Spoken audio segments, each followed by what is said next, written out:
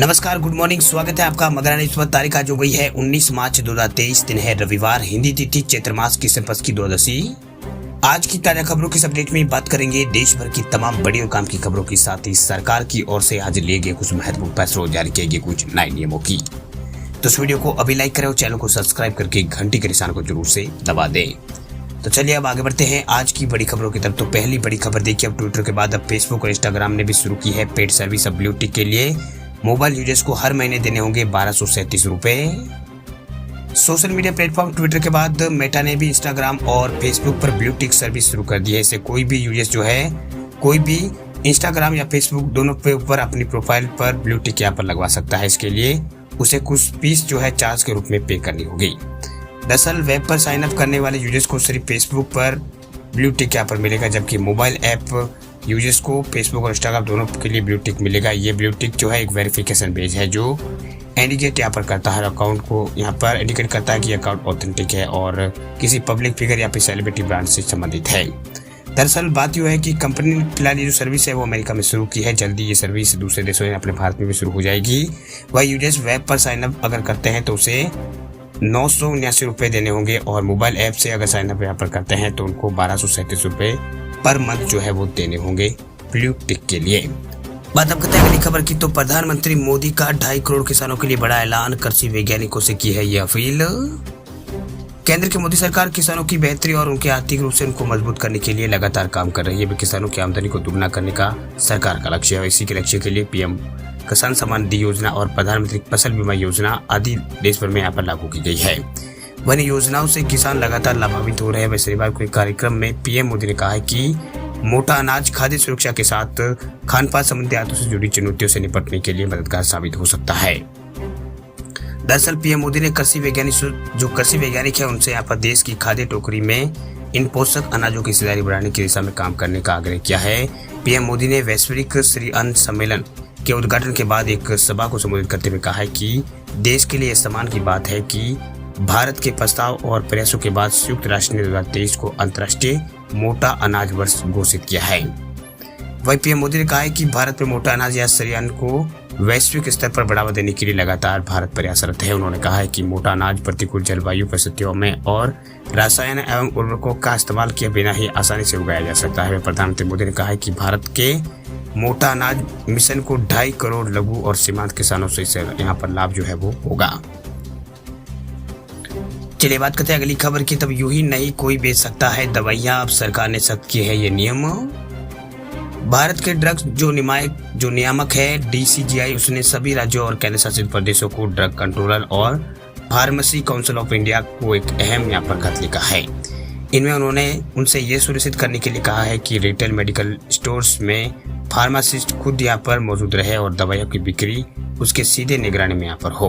वही खत में drug controller general of India जो है डीसीजीआई, उनके डॉक्टर राजीव सिंह रघुवंशी ने रिटेल फार्मेसी में फार्मेसी एक्ट 1947 के सेक्शन 2 और ड्रग्स एंड कॉस्मेटिक एक्ट 1945 के रूल्स जो 65 है उसको क्रियान्वयन करने की बात कही है। वही डीसीजीआई ने 9 मार्च को भेजे गए खत में कहा है कि ये सुनिश्चित करें कि रिटेल फार्मेसी या मेडिकल स्टोर्स में फार्मासिस्ट फिजिकल के तौर पर मौजूद रहे और दवाइयाँ उनकी सीधी निगरानी में बेची जाए। वही में कहा गया है कि यह सुनिश्चित करे कि बिना सही और मान्य प्रिस्क्रिप्शन के रिटेल मेडिकल की दुकानों से कोई भी यहाँ पर जो दवाई है उसकी बिक्री नहीं करे। बात करते हैं अगली खबर की। तो देश के इस सरकारी बैंक ने जारी किया है अलर्ट, अभी तक CKYC नहीं कराई तो हो सकती है परेशानी, 24 मार्च से पहले कर ले ये काम। अगर आप भी बैंक ऑफ बड़ौदा के ग्राहक हैं तो आपके लिए बड़ी खबर है। दरअसल बैंक ने ट्वीट कर घोषणा की है कि 24 मार्च 2023 तक सभी ग्राहक जो है अपने सेंट्रल KYC जो है CKYC उसका प्रोसेस पूरा करना उनके लिए जरूरी है। वह ऐसा नहीं करने पर आपका बैंक अकाउंट जो है डीएक्टिवेट हो सकता है। इसके लिए बैंक अपने कस्टमर्स को नोटिस देकर SMS के जरिए सूचित कर रहा है।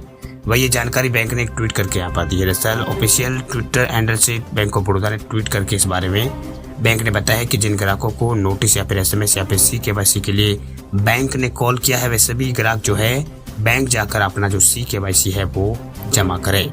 ये काम आपको 24 मार्च 2023 से पहले करना होगा। अगर आपने इस काम को नज़रअंदाज कर दिया तो आपका जो बैंक अकाउंट है वो डीएक्टिवेट हो जाएगा।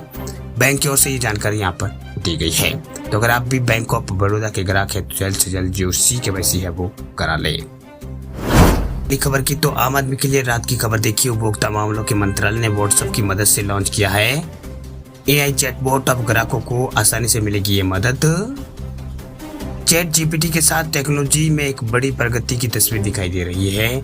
ये नया माध्यम जो है लोगों के जीवन को और भी अधिक आरामदायक बनाएगा। दरअसल चैट बॉट्स की मदद से घर और ऑफिस दोनों के काम समय पर पूरे किए जा सकते हैं। वही शिक्षा के क्षेत्र में भी ये बहुत ही मददगार साबित हो सकता है। दरअसल भारत में AI जो है आर्टिफिशियल इंटेलिजेंस, इसकी सुविधाओं का जबरदस्त क्रेज है। वही भारतीय बाजार में चैट GPT से जुड़े नए प्रोडक्ट लॉन्च हो रहे हैं। ऐसे में सरकार भी भविष्य में इसके अवसरों को पहचान कर अपने क्षेत्र में भागीदारी कर रही है। दरअसल भारत के जो उपभोक्ता मंत्रालय है जो है मिनिस्ट्री ऑफ कंज्यूमर अफेयर्स, उनके द्वारा हाल में एक नया चैटबॉट लॉन्च किया गया है।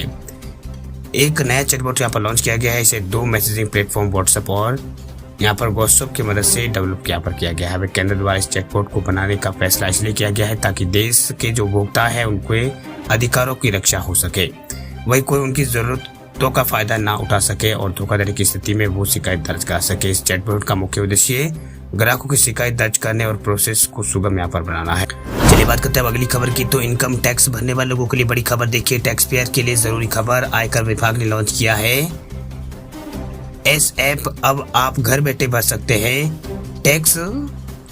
भारत में प्रत्येक नागरिकों को अपने आय का कुछ भाग जो है सरकार को देना पड़ता है। हम इसे इनकम टैक्स यहाँ पर कहते हैं। ये टैक्स हर नागरिक को देना पड़ता है। वह कई बार ऑनलाइन भरने में आ रही दिक्कतों की वजह से ये नहीं भरा जाता है या फिर यहाँ पर भर भी जाता है, उसमें इस तरीके से यहाँ पर गलती आ जाती है। लेकिन अब टैक्स पेयर जो है उनके लिए अच्छी खबर। दरअसल आयकर विभाग ने AIS नाम से एक नया जो ऐप है वो लॉन्च किया है। वही इस ऐप की वजह से आप आसानी से जो है जो आपका टैक्स वगैरह है वो भर सकते हैं। दरअसल इनकम टैक्स डिपार्टमेंट ने जो AIS ऐप जो है लॉन्च किया, इस ऐप में करदाताओं को हर ट्रांजेक्शन की पूरी जो जानकारी है वो मिलेगी। साथ ही IT विभाग ने फॉर्म 26 AIS पर अपडेट भी जारी किया है। ये आपको केवल TDS और TCS का डाटा यहाँ पर दिखाता है। चलिए बात करते हैं अगली खबर की। तो अगली खबर है पैन कार्ड वालों के लिए। पैन कार्ड वालों के लिए जरूरी खबर, 31 मार्च तक पूरा नहीं किया ये काम तो बंद हो जाएगा आपका पैन कार्ड। अगर आप भी पैन कार्ड रखते हैं तो आपके लिए जरूरी खबर है। दरअसल अगर आपने अभी तक अपने पैन कार्ड को आधार कार्ड से लिंक नहीं कराया है तो आपको 31 मार्च 2023 तक उसे करा ले। ऐसा नहीं कराने पर आपका जो पैन कार्ड जो है वो इनएक्टिव हो जाएगा।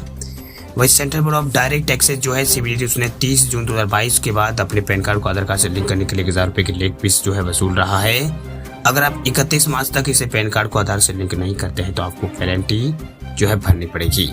दरअसल पैन कार्ड इनएक्टिव होने पर ऐसे लोगों को म्यूचुअल फंड या स्टॉक अकाउंट खोलने जैसी चीजों की अनुमति नहीं होगी। इसके अलावा यदि आप पैन कार्ड का सही दस्तावेज के रूप में इस्तेमाल करते हैं तो भारी जुर्माना आपको यहाँ पर लग सकता है। यानी पैन कार्ड का इस्तेमाल कहीं भी दस्तावेज के रूप में अगर आपका इनएक्टिव है और आप उसको इस्तेमाल करते हैं तो आपको यहाँ पर भारी जुर्माना लग सकता है। वह आयकर अधिनियम 1961 की धारा 272B के तहत आप 10,000 रुपए तक की पेनल्टी आपके ऊपर लगाई जा सकती है। तो अगर आपने अभी तक अपने पैन कार्ड को आधार कार्ड से लिंक नहीं किया है तो आप जल्द से जल्द करा दें, नहीं तो आपको 10,000 रुपए तक का जो पेनल्टी है वो देना पड़ सकता है। चलिए बात करते हैं अगली खबर की। उत्तराखंड के लोगों के लिए बड़ी खबर देखिए। 1 अप्रैल से उत्तराखंड में बढ़ेगी बिजली की दरें। उत्तराखंड में बिजली के दाम बढ़ने की संभावना बताई जा रही है। दरअसल ऊर्जा विभाग जो है ऊर्जा निगम, उन्होंने बिजली की दरों में बढ़ोतरी किए जाने के लिए विद्युत नियामक आयोग को प्रस्ताव दिया था। वही सूत्रों के मुताबिक विद्युत नियामक आयोग ने नई दरों पर मोहर जो है वो लगा दी है, जिससे ग्राहकों पर भारी दबाव पड़ने का आसार है। दरअसल पावर जो टैरिफ है उसमें कितना इजाफा होगा ये फिलहाल यहाँ पर इस बारे में साफ नहीं हो पाया है, लेकिन बताया जा रहा है कि 23 मार्च को साफ हो जाएगा। माना जा रहा है कि 1 अप्रैल से यहाँ पर बिजली की नई दरें जो है लागू हो जाएगी। इस बढ़ोतरी से प्रदेश में 27,50,872 उपभोक्ता जो है उत्तराखंड के अंदर प्रभावित यहाँ पर होंगे। चलिए बात करते हैं अगली खबर की। तो कर्मचारियों के लिए अच्छी खबर देखिए। 2 बच्चों से अधिक होने पर भी अब मिलेगा सरकारी प्रमोशन। जिन राज्यों में चुनाव होने वाले वहां पर सत्ताधारी सरकार जो है सत्ता पर अपना कब्जा बरकरार रखने का यहाँ पर जो संभव हर प्रयास जो है वो कर रही है। वर्ष 2023 में राजस्थान में भी विधानसभा चुनाव होने वाले हैं। वे किसी भी हालत में राजस्थान पर काबिज कांग्रेस की गहलोत सरकार आगामी चुनाव जीतना चाहती है। तभी तो गहलोत सरकार ने कर्मचारियों को रिझाने का पूरा प्रबंध कर दिया। दरअसल एक और पुरानी पेंशन तो भाई दूसरी ओर अब बड़ा दाव सरकार की ओर से खेला गया है। दरअसल अब 2 से ज्यादा बच्चे होने पर भी सरकारी कर्मचारियों का जो प्रमोशन है और सैलरी है उसमें बढ़ोतरी पर लगी रोक हटाने का ऐलान सरकार ने कर दिया है। दरअसल 1 जून 2002 से नियम तय किए गए थे कि 2 से ज्यादा बच्चे होने पर अधिकारी कर्मचारियों को पदोन्नति पर रोक जो है रहेगी, यानी 2002 से नियम तय किया गया था कि 2 से ज्यादा बच्चे होने पर अधिकारी कर्मचारियों को पदोन्नति पर रोक लगी हुई थी। पर जानकारी के अनुसार कर्मचारियों की पदोन्नति को 3 साल तक के लिए रोक यहाँ पर लगा दी गई थी। ये नियम जो है तीसरा बच्चा पैदा होने के बाद लागू होता था। मतलब सरकार प्रमोशन समेत दूसरे अन्य लाभों के लिए 5 साल तक रुकने का फैसला यहाँ पर सरकार ने किया था। वही सरकारी कर्मचारियों को इस नियम हटाने की मांग काफी समय से कर रहे थे। जिन कर्मचारियों को 1 जनवरी 2005 से लाभ मिलना चाहिए, उन्हें इस सुविधाओं का लाभ 5 वर्ष बाद यानी 1 जनवरी 2010 के बाद यहाँ पर मिल जाता था। बताया जा रहा है कि सिलेक्शन ग्रेड को भी इसमें यहाँ पर रोका जाता था, जिससे कर्मचारियों को बहुत नुकसान हो रहा था। वही कर्मचारियों की समस्या को ध्यान में रखते हुए गहलोत सरकार ने इस बार उनकी मांगे जो है कर्मचारियों की पूरी कर दी है। दरअसल चुनावी वर्ष होने की वजह से राजस्थान की गहलोत सरकार ने एक बार बड़ा दाव खेलते हुए ये प्रतिबंध हटाने की बात कही है। माना जा रहा है कि सरकार के इस फैसले से कर्मचारियों का समर्थन जो है कांग्रेस सरकार ने गहलोत सरकार की ओर जो है अवश्य उनको यहाँ पर मिलेगा।